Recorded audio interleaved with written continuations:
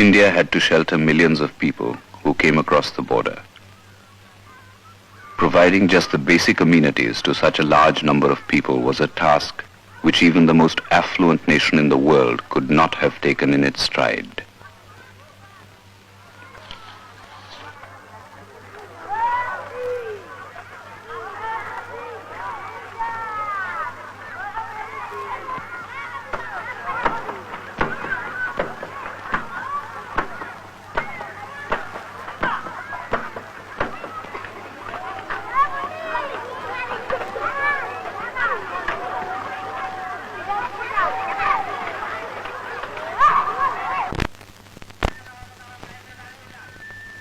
In this camp near Calcutta, over 2.5 million had to be fed every day.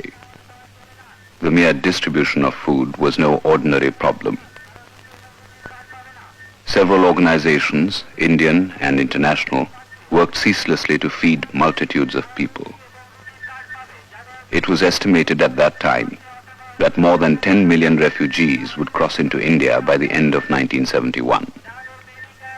And the cost of feeding such vast numbers would mount to nothing less than 500 to 600 million US dollars in the next few months alone.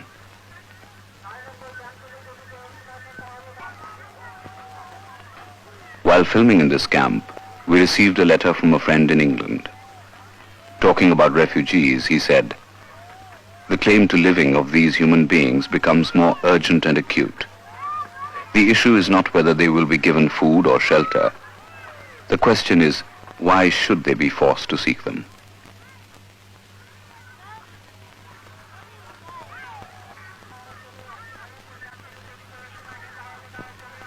Working for Save the Children Fund was Dr. Seaman from the United Kingdom.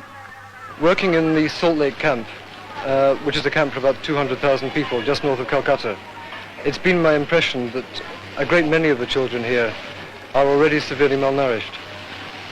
The diseases that we're seeing are in many ways very similar to the diseases we saw in Biafra. Kwashiorkor is already a common disease here.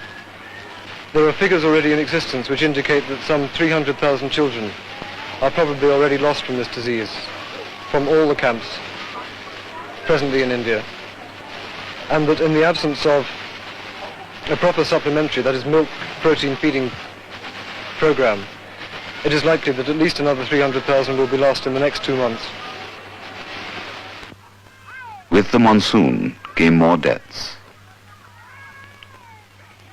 The refugees not only brought with them tales of horrifying massacre, but also the epidemic of cholera.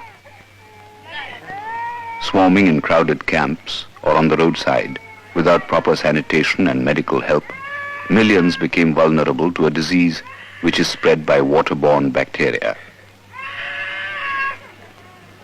The new jet injection, called the vaccine gun, which enables a worker to vaccinate about 400 people an hour, managed to stop the epidemic from spreading.